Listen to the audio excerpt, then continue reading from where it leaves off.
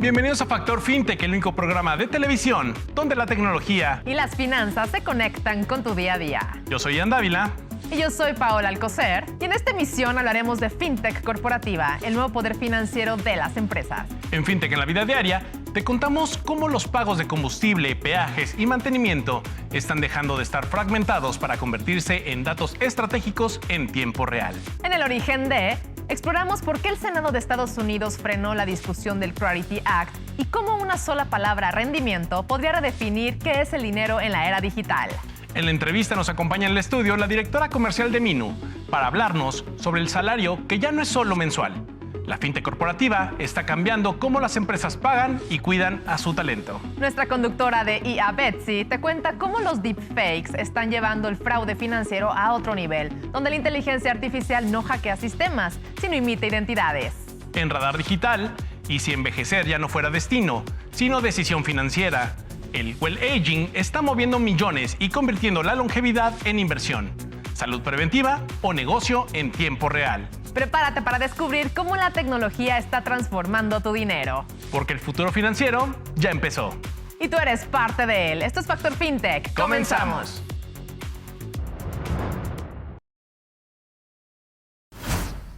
Cada día una innovación. Esto es Tendencia FinTech. La Asociación de Banqueros de Estados Unidos pidió a los reguladores pausar la aprobación de nuevos bancos con enfoque en criptomonedas. El argumento: aún no existe claridad suficiente sobre la regulación de stablecoins y activos digitales. El debate vuelve a poner sobre la mesa el equilibrio entre innovación y estabilidad financiera. Una fintech especializada en soluciones de inteligencia artificial para servicios financieros cerró una ronda Serie B por $25 millones. La apuesta es clara: automatización, análisis de datos y eficiencia operativa para bancos y cooperativas. La IA sigue consolidándose como el nuevo motor de la fintech corporativa. Un nuevo informe revela que las empresas que integran servicios financieros dentro de sus plataformas digitales reportan mejores resultados financieros. El Embed Finance ya no es solo un complemento, se está convirtiendo en una estrategia clave de crecimiento y fidelización. Una reconocida fintech basada en blockchain confirmó una brecha de seguridad tras un ataque de phishing. El incidente vuelve a encender las alertas sobre ciberseguridad en el ecosistema cripto y la necesidad de fortalecer protocolos internos. Uno Banco logró posicionarse dentro de los top 5 en saldos de cuentas de ahorro en Colombia. Es el único jugador 100% digital en el ranking, consolidando el avance de la banca digital en la región. Y ahora vamos con Betsy, nuestra presentadora digital. Vamos contigo. Soy Betsy, tu conductora de inteligencia artificial en Factor FinTech. ¿Confiarías en una llamada de tu jefe pidiéndote una transferencia urgente si en realidad no fuera su voz? El fraude financiero con deepfakes ya no es ciencia ficción. Hoy, con inteligencia artificial generativa, es posible clonar la voz de un directivo en minutos usando grabaciones públicas, entrevistas o incluso mensajes de voz. En 2024, empresas en Europa y Asia reportaron pérdidas millonarias tras recibir llamadas aparentemente legítimas donde el CEO autorizaba transferencias urgentes. Todo era falso. La voz, el tono, las pausas, creados por IA. El problema no es solo tecnológico, es psicológico. Los sistemas de seguridad pueden tener doble autenticación, tokens y biometría, pero cuando escuchas la voz de tu jefe diciendo "hazlo ahora", el factor humano entra en juego. Hoy el fraude ya no rompe contraseñas, imita identidades, y esto obliga a bancos y fintech a reforzar verificación multifactor avanzada, autenticación basada en comportamiento, confirmaciones cruzadas en operaciones sensibles. La pregunta ya no es si la inteligencia artificial puede clonar una voz. La pregunta es: ¿están las empresas listas para verificar la verdad en la era de la simulación perfecta? Yo soy Betsy, tu conductora de inteligencia artificial. Gracias por acompañarnos y recuerda, la innovación nunca se detiene. Nos vemos en la próxima emisión. La fintech ya no solo está transformando cómo pagamos o cómo invertimos. Ahora está entrando al corazón de las empresas: la nómina, los beneficios y el bienestar financiero. Hoy hablamos de fintech corporativa, un mercado millonario que está redefiniendo la relación entre empresas y talento en México. Para ello nos acompaña en el estudio Jimena Flores. Ella es directora comercial de Minu. Bienvenida, Jimena. Hola, muchas gracias por la invitación. Estoy muy contenta de estar aquí con ustedes. Oye, Jimena, ¿qué está pasando con esto? Durante años sabemos que las fintech se han enfocado en el consumidor final. Desde la experiencia de Minu, ¿Por qué ahora la fintech corporativa se está convirtiendo en el verdadero mercado millonario? Pues mira, el tema de la fintech en realidad es que la fintech corporativa es implementar estrategias y tecnología financiera a las empresas y ya no al consumidor o al usuario final. Entonces, es una revolución que está empezando a darse, sobre todo en México, porque entonces ahora ya las empresas se tienen que enfocar en gestionar de una manera con procesos y en gestionar, por ejemplo, la tesorería, los pagos, todos los pagos digitales, etcétera, incluyendo los beneficios adicionales que les están dando a todos los colaboradores. Entonces, es un foco que las empresas están empezando a dar a partir de, es un término relativamente nuevo. Y, por ejemplo, para darles un tema, en México hay 22 millones de empleados formales, ¿no? Okay. De estos 22 millones de empleados formales, la realidad es que el 70% ha mencionado que tiene un tema de estrés financiero. Entonces, el estrés financiero tiene diferentes implicaciones en la productividad, en la atracción de talento, en la rotación, en toda esta parte del personal. Entonces, las empresas obviamente han tenido que hacer muchos cambios, muchas mejoras en sus procesos para lograr atraer un mejor talento y mantenerlo y bajar la rotación. Entonces, es como todo un ecosistema completo el encontrar que la fintech corporativa ahora vaya directo a empresas y no a consumidores. Claro. Y bueno, pues entonces, al saber que la fintech corporativa va dirigido más a empresas que al usuario final, ¿qué opinas, Jimena? ¿Estamos frente a una evolución natural o una reinvención completa de la relación entre empresa y empleado? ¿Cuál es tu opinión sobre esto? Pues mira, en realidad creo que es una evolución que está reinventando completamente la relación entre el empleado y la empresa, ¿no? ¿Por qué? Porque sí es un tema natural que cada vez más los colaboradores están exigiendo beneficios, temas flexibles. Ya no nada más es un salario transaccional como se conocía antes, que antes pues era literalmente trabajas ciertas horas y te pagan ciertas horas o por un entregable y al final del día pues es una transacción. Ahora hay un concepto que seguro han escuchado que se llama salario emocional, que entonces ya tiene diferentes componentes como por ejemplo temas físicos, de salud mental, de salud financiera. Entonces con todos estos componentes, el salario emocional es lo que hoy en día está complementando, al salario transaccional. Esto es lo que está generando que esta relación entre el empleado y el colaborador pues tenga una evolución importante, porque vamos a llegar a un punto en el que pues la pregunta está en el aire, digamos, como ¿qué va primero, no?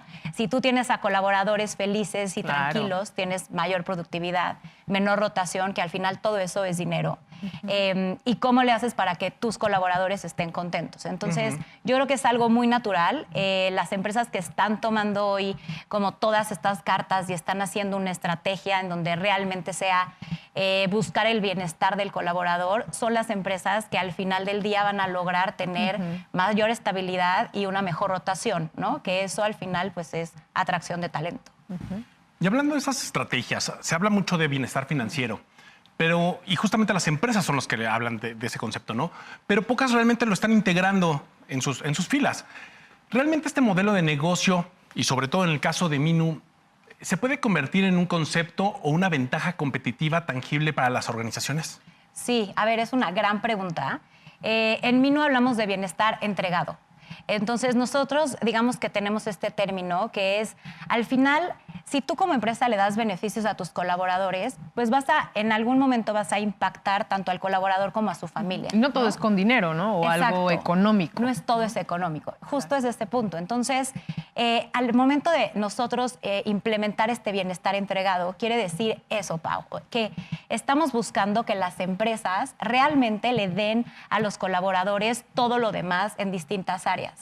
Y no solamente que se los den, ¿no? Que sean salud física, salud mental, que tengan acceso a nutriólogos, a psicólogos, telemedicina, asistencia, seguros, todo lo que te da esta estabilidad financiera, que al final es lo que te da paz, ¿no? Entonces, un colaborador que tiene paz es más productivo porque se enfoca realmente en su trabajo y no está pensando en, híjole, ¿y qué va a pasar si tengo una emergencia o si no me alcanza al final de la quincena por algún tema? Entonces, el bienestar entregado, que es como nosotros en Minu le llamamos, no es nada más darle beneficios a los colaboradores, sino es también darles a las empresas las herramientas tecnológicas para medirlo.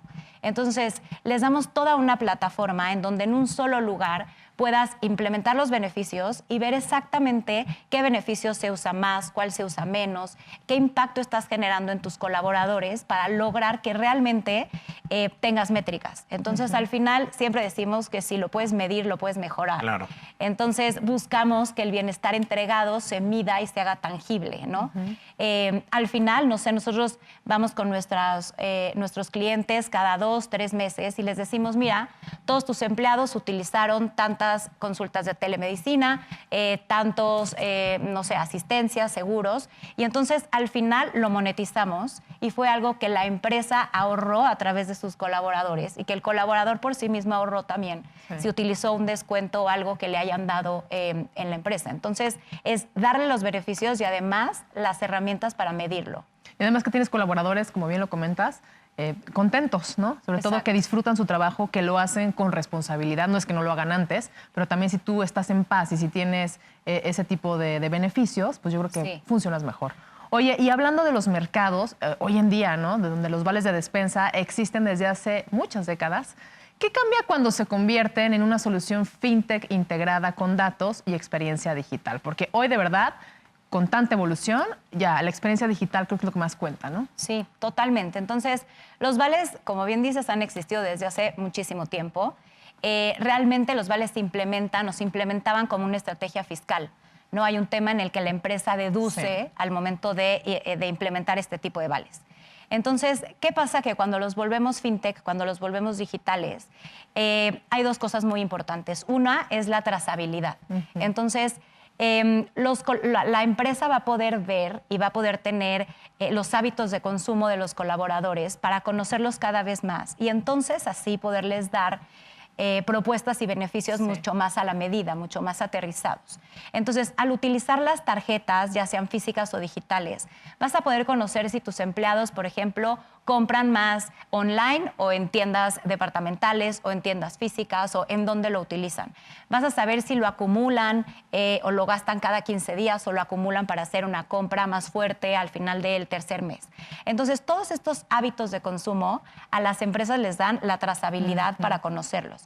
Eso por un lado. Y por el otro lado, pues ya el análisis de todos estos datos te genera que los puedas conocer más. Hoy en día estamos en una oficina trabajando 4 generaciones diferentes y entonces, claro que cada una tenemos una necesidad distinta.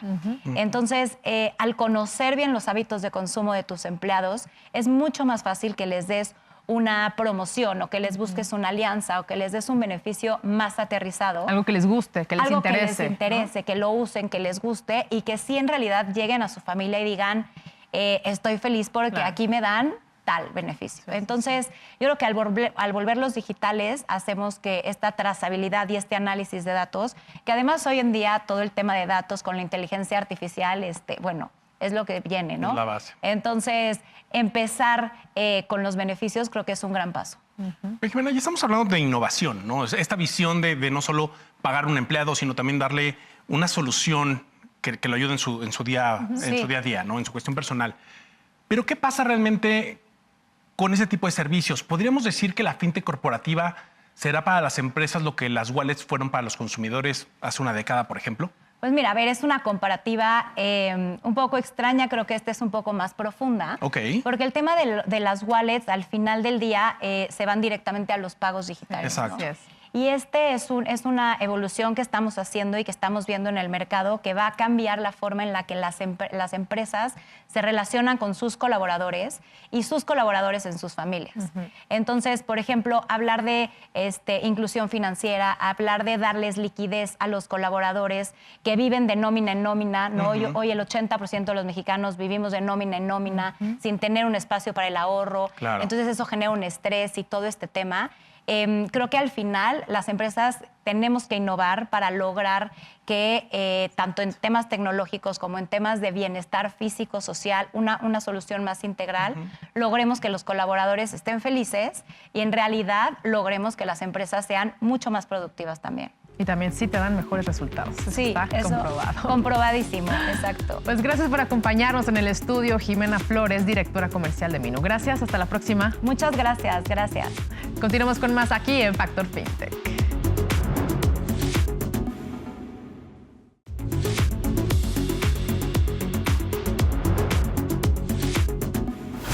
El well aging está transformando a la medicina en una industria de longevidad. Hoy, miles de pacientes ya no gastan en estética, invierten en verse, rendirse y vivir mejor por más tiempo. Pero la pregunta es clara. ¿Estamos frente a salud preventiva o ante un nuevo negocio del tiempo? Para debatir y conocer más, nos acompaña en el estudio Alberto O'Farrill. Alberto, ¿cómo estás? Muy bien, Ian, muchísimas gracias por la invitación. Oye, ¿qué pasa con este concepto? Muchas veces o estamos acostumbrados la humanidad a buscar esta inversión en salud, pero más bien como pues posterior a una enfermedad, ¿no? Ya no tanto preventiva. Sí. Este concepto de well aging nos habla de una cuestión preventiva, ¿no? Correcto. Inclusive no solo de un tema de enfermedad, sino hasta de una salud física, de apariencia, entre otras cosas.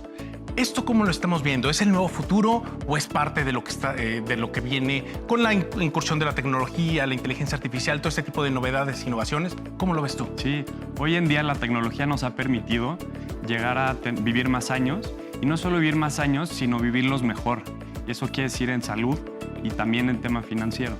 Entonces, totalmente lo que comentabas ahorita, estamos acostumbrados a una medicina más reactiva, donde tenemos que curar las enfermedades. Exacto. En vez de prevenirlas, y llega a ser muy importante que pensemos en que si vamos a vivir más años, pues que seamos más funcionales, que tengamos más energía, que también podamos trabajar en esos años que vamos a extendernos, que seamos productivos, que seamos menos dependientes de otras personas, y pues eso tiene mucho que ver con el bienestar, pero también con el bienestar financiero, ¿no? Y hablando de eso, digo, me causa mucho ruido, Alberto, porque estaba oyendo la otra vez una entrevista en la cual hablaban de que ya en los próximos años, inclusive están hablando de entre 5 o 10 años, prácticamente ya nos congelarán la edad que tenemos, ¿no?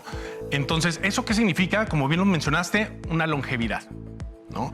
Pero ¿qué pasa cuando las cuestiones financieras no son tan saludables como el mismo ejercicio, ¿no? Entonces, ¿qué pasa con eso? ¿Realmente también va acompañado mucho de esto? ¿Se piensa que va acompañado este tipo de prácticas a la cuestión financiera o realmente cualquiera va a tener acceso a este tipo de cuestiones? Sí, tenemos que adaptarnos como sociedad desde diferentes ámbitos, desde el Estado, desde las empresas privadas, desde el cómo nos cuidamos personalmente, y también el tema de los seguros médicos, el tema de cómo vamos a adaptarnos a esta nueva longevidad, que es una realidad, y sí, dentro de los próximos 5 años seguro ya lo estaremos viendo. Y entonces, pues cada uno de estos jugadores va a tener un papel bien importante y pueden interactuar entre ellos. Entonces, hay fórums económicos globales en donde ya se ha platicado de esto. Deloitte ya está publicando también información y predicciones sobre esto. Y lo que ellos recomiendan es que el Estado, pues sí, tenga un foco más en la prevención, que financie un poco más este tema. En algún momento vamos a ver que los seguros médicos privados también van a empezar a financiar o a cubrir este tema de prevención, de medicina regenerativa, que hoy en día no está contemplado, y que también pueden empezar, hoy en día ya se hace en algunos países como Estados Unidos y en Europa, que empiezan a premiar a sus asegurados por tener buenos marcadores en los laboratorios, por tener, y entonces puede ser a lo mejor una compensación económica, les bajan un poquito la tasa, ese tipo de premiaciones. Luego viene la parte de las empresas, que también es bien importante que no nos enfoquemos hoy en día nada más por la edad, que ya va a dejar de alguien de trabajar. Ya va a ser tan relevante, ¿no? Exactamente. Entonces vamos a necesitar que retengamos más a los trabajadores en edades tardías y que sean, además, precursores de este bienestar en las empresas, y porque van a necesitar este income, ¿no? Sí, claro. Esta entrada de dinero en edades... Para poder soportar ese tipo de programas. Exactamente. Entonces, es bien importante, quiero poner algunos puntos sobre la mesa, que la salud y la longevidad de la mano sí van a ir de la mano de la riqueza. Ok. ¿Por qué? Va a ser más productivo el individuo, va a consumir más años. Claro. Y el Estado, además, va a tener, si es un individuo saludable, pues va a reducir el gasto en salud pública, ¿no? En enfermedades crónicas. Sí, claro. Y todo esto reditúa pues, en una mejor economía. Pues ya lo oyeron. Ahora sí que el futuro ya es próximo. Ya esta cuestión de la salud, la integridad y estas cuestiones que veíamos de fantasías o de ciencia ficción en las películas ya es ahora. Pues gracias por acompañarnos. Estuvimos en el estudio Alberto Farril. Continuamos con más aquí en Factor FinTech. Hoy en el origen de... En el mundo cripto, las stablecoins nacieron con una promesa simple: mantener paridad con el dólar y ofrecer estabilidad en medio de la volatilidad. Pero con el tiempo, esa estabilidad empezó a combinarse con algo más atractivo: rendimiento. Y ahí comenzó el conflicto. En el Senado de Estados Unidos, la discusión sobre el llamado Clarity Act se estancó por un punto clave: las restricciones al rendimiento que pueden ofrecer las stablecoins. El debate no es técnico, es estructural. ¿Deben las stablecoins pagar intereses como si fueran depósitos bancarios?